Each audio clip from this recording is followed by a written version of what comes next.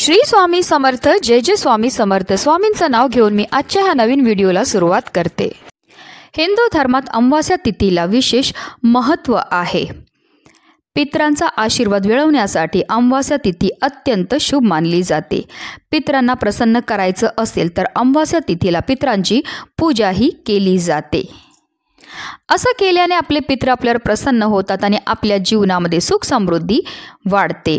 पंचांगानुसार 2024च्या मार्गशीर्ष महिन्यातील कृष्ण पक्षातील अमावास्या तिथी 30 डिसेंबरला पहाटे 4:01 सुरू होणार आहे, तर दुसऱ्या दिवशी म्हणजेच 31 डिसेंबरला पहाटे 3:56 असणार आहे।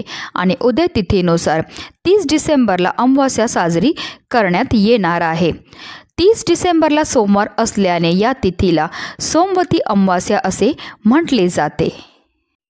या दिवशी श्री हरी विष्णू, माता लक्ष्मी तसेच महादेव आणि माता पार्वतीची पूजा केली जाते। ही पूजा केल्याने आपल्या जीवनामध्ये सुख समृद्धी ऐश्वर्य हे कायम टिकून राहते। या दिवशी काही सोपे उपाय करून तुम्ही तुमच्या आयुष्यात प्रगतीही करू शकता।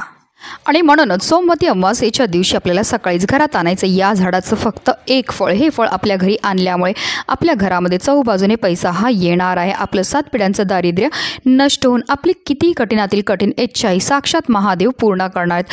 अतिशय प्रभावी असा हा उपाय, ज्याबद्दल सविस्तर आणि महत्त्वाची अशी माहिती मी तुम्हाला या व्हिडिओमध्ये देणार आहे, तर व्हिडिओ पूर्ण पहा। आणि जर तुम्ही माझ्या चॅनलवर नवीन असतील तर चॅनलला सबस्क्राईब करा आणि शेजारी बेल आयकॉनसुद्धा प्रेस करा, जेणेकरून तुम्हाला माझ्या नवनवीन व्हिडिओचं नोटिफिकेशन हे मिळत राहील आणि तुम्ही एक पण व्हिडिओ मिस करणार नाही। आणि कमेंटमध्ये हर हर महादेव लिहायला अजिबात विसरू नका। सोमवती अमावास्येच्या दिवशी आपल्याला सकाळी लवकर उठून स्नान करायचे, स्वच्छ वस्त्र हे परिधान करायचे। त्यानंतर पाण्यात लाल चंदन आणि गुळ मिसळून सूर्यदेवाला आपल्याला जल हे अर्पण करायचे। जल अर्पण करताना आपल्याला ओम सूर्यदेवाय नमः, ओम आदित्याय नमः या मंत्राचा जप हा करायचा। त्यानंतर आपल्याला विधिवत श्री हरी विष्णू, माता लक्ष्मी तसेच महादेव आणि माता पार्वतीची पूजाही करून घ्यायची। त्याचबरोबर या दिवशी तुळशीच्या पूजनाला सुद्धा विशेष महत्त्व हे दिलं जातं। सोमवती अमावास्येच्या दिवशी आपल्याला काही छोटे छोटे उपाय जे ते सकाळीच करायचे आहेत। आपलं मुख्य प्रवेशद्वार जो आहे तो स्वच्छ पुसून घ्यायचा आहे। तसेच आपल्याला उंबरठ्यावर आवर्जून हळदीचं लेपन हे करायचं आहे। तसेच आपल्या उंबरठ्यावर आपल्याला पाणी शिंपडायचं आहे। त्याचबरोबर उंबरठ्याच्या दोन्ही बाजूला सुद्धा आपल्याला थोडं थोडं पाणी हे टाकायचं आहे, कारण अमावास्येच्या दिवशी आपले पित्र मृत्यू लोकातून ह्या भूतलावर येतात आणि ते आपल्या उंबरठ्यावर असतात। आणि जेव्हा आपण असं हे जल आपल्या उंबरठ्यावर शिंपडतो त्यामुळे आपले पित्र ते जल ग्रहण करतात आणि ते तृप्त होतात आणि आपल्याला ते सुखी संसाराचा आशीर्वाद देत असतात। सर्व देवपूजा करून झाल्यानंतर आपल्याला सकाळी ज्या झाडाचं फळ घेऊन यायचं आहे ते म्हणजे धोत्र्याचं फळ। त्याला धतुऱ्याचं फळ असं सुद्धा म्हटलं जातं। धोत्र्याचं फळ, धोत्र्याचं फूल हे महादेवांना अतिशय प्रिय आहे। त्यामागे सुद्धा एक पौराणिक कथा आहे, अगदी थोडक्यात तुम्हाला सांगून देते। ज्यावेळी समुद्र मंथन झालं त्यावेळी समुद्र मंथनातून अनेक रत्न हे बाहेर आले आणि समुद्र मंथनातूनच हलाहल म्हणजेच विषाने भरलेला कळश बाहेर आला। त्यावेळी सर्व देव व दानव हे विष कोण प्राशन करणार ह्याचा विचार करू लागले। यावेळी समस्त विश्वाच्या कल्याणाकरता महादेवाने हे विष ग्रहण केले आणि आपल्या कंठात साठवले।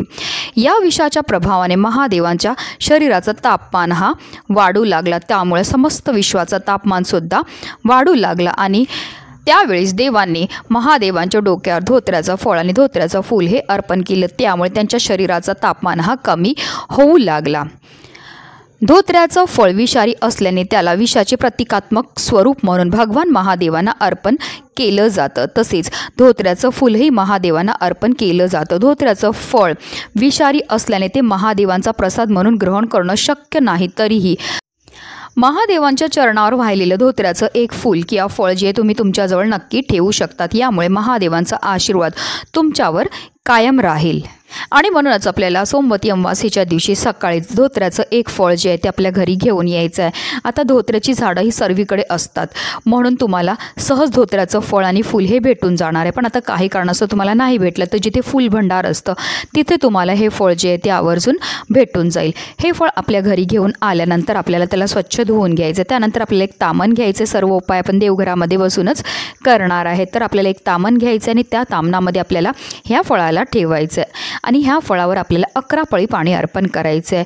11 पळी पाणी अर्पण करताना आपल्याला शिव महापुराणातील बीज मंत्राचा जप हा करायचा आहे। श्री शिवाय नमस्तुभ्यम, श्री शिवाय नमस्तुभ्यम या मंत्राचा जप करत करत आपल्याला ह्या फळाला जलाभिषेक हा करून घ्यायचा आहे। त्यानंतर आपल्याला एक प्लेट घ्यायची आणि त्या प्लेटमध्ये आपल्याला थोडीशी हळद घ्यायची। हळदीमध्ये थोडंसं पाणी टाकून त्याचा गंध हा तयार करून घ्यायचा आणि त्यानंतर ह्या फळाला आपल्याला त्या हळदीच्या गंधामध्ये बुडवायचं आणि संपूर्ण पिवळं हे करून घ्यायचं। जेव्हा तुम्ही हळदीमध्ये धोत्र्याचं फळाला बुडवत असतील तेव्हा काळजी घ्या, कारण त्याला काटे असतात। तुम्हाला कोणत्याही प्रकारची इजा होणार नाही ह्याची तुम्हाला काळजीही घ्यायची आहे। आता हे धोत्र्याचं फळ जे आहे ते आपल्याला आपल्या उजव्या हातामध्ये घ्यायचं आणि आपल्याला काही सेवा ह्या करायच्यात। आपल्याला 11 वेळा कालभैरव अष्टकमचं पठण करायचं। त्याचबरोबर आपल्याला 1 माळ महादेवांचा जो पण तुम्हाला मंत्र येतो त्याचा जप हा करायचा। जसं की तुम्ही श्री शिवाय नमस्तुभ्यम या मंत्राचा जप करू शकतात। पुरुष असतील तर ओम नमः शिवायचा जप करा किंवा स्त्रिया असतील तर नमः शिवाय याचा जप हा तुम्हाला करायचा। ह्या दोन्हीही अतिशय उच्च कोटीच्या सेवा आहेत। ह्या सेवा केल्यामुळे आपल्यावर फारच लवकर महादेव प्रसन्न होत असतात आणि ह्या सेवा केल्यामुळे हे फळ जे आहे ते अभिमंत्रित होतं। त्यानंतर आपल्याला आपल्या मनातली इच्छा बोलून हे फळ जे आहे ते आपल्या देवघरामध्ये असणाऱ्या महादेवांच्या शिवलिंगावर अर्पण करायचं। तर तुमच्या देवघरामध्ये महादेवांचं शिवलिंग नसेल तर तुम्ही स्वामी महाराजांसमोर हे जे धोत्र्याचं फळ आहे ते आपली इच्छा बोलून ठेवलं तरीही चालणार आहे। आता संपूर्ण दिवसभर आपल्याला हे धोत्र्याचं फळ जे आहे ते देवघरामध्येच ठेवायचं आहे आणि संध्याकाळी म्हणजेच प्रदोष काळामध्ये आपल्याला हे फळ घेऊन जायचं आहे आपल्या जवळ असणाऱ्या महादेवांच्या मंदिरामध्ये। प्रदोष काळ हा महादेवांना अतिशय प्रिय अशी वेळ आहे आणि जर ह्या वेळेमध्ये आपण महादेवांची पूजा केली, सेवा केली, तसेच काही उपाय केले तर आपल्याला केलेल्या उपायाचं त्वरित फळे प्राप्त होत असतं। आता महादेवांच्या मंदिरामध्ये जाताना आपल्याला हे धोत्र्याचं फळ त्याचबरोबर महादेवांकरता 1 लोटा जल, पांढरी मिठाई, पांढरी फुलं आवर्जून घेऊन जायची आहेत। महादेवांच्या मंदिरामध्ये गेल्यावर सर्वप्रथम तिथे दिवा हा प्रज्वलित करून घ्यायचा आणि त्यानंतर जर तुम्ही पांढरी फुलं घेऊन गेले असतील, मिठाई घेऊन गेले असतील तर ती अर्पण करून घ्यायची आणि त्यानंतर जे जल आपण घेऊन गेलेले ते 1 धारेने आपल्याला शिवलिंगावर अर्पण करायचं आहे। कारण शिव महापुराणामध्ये असं म्हटलेलं आहे की तुम्ही महादेवांना काही नाही अर्पण केलं, फक्त 1 लोटा जल जरी अर्पण केलं तरी तुमच्या सर्व मनोकामना महादेव पूर्ण करतात। जल अर्पण करताना निरंतर आपल्याला श्री शिवाय नमस्तुभ्यम या मंत्राचा जप हा करायचा आहे। जल अर्पण करून झाल्यानंतर आपल्याला 7 वेळा आपल्या मनातली इच्छा बोलायची। 7 वेळा आपल्या मनातली इच्छा बोलून मग हे फळ जे आहे ते आपल्याला शिवलिंगावर अर्पण करायचं। पण हे शिवलिंगावर फळ अर्पण करायची पण एक विशिष्ट पद्धत आहे। फळाचं जे देठ आहे, अगदी छोटंसं देठ असतं त्या फळाला, ते देठ जे आहे ते महादेवांच्या शिवलिंगाच्या दिशेने ठेवायचं आणि आपल्याला आपल्या मनातली इच्छा बोलून ते फळ जे आहे ते शिवलिंगावर अर्पण करायचं आहे आणि तिथेच बसून आपल्याला 1 वेळा शिव दारिद्र्य दहन स्तोत्राचं पठण सुद्धा करायचं आहे। अशा रीतीने आपल्याला हा उपाय जो आहे तो सोमवती अमावास्येच्या दिवशी करायचा आहे। अतिशय प्रभावी असा हा उपाय केल्यामुळे आपलं 7 पिढ्यांचं दारिद्र्य तर नष्ट होणारच आहे, पण आपली कितीही कठीणातील कठीण इच्छा ही साक्षात महादेव पूर्ण करणार आहेत। म्हणूनच व्हिडिओ जास्तीत जास्त लोकांपर्यंत शेअर करा जेणेकरून प्रत्येकाच्या आयुष्याचं कल्याण हो हीच मनामध्ये इच्छा।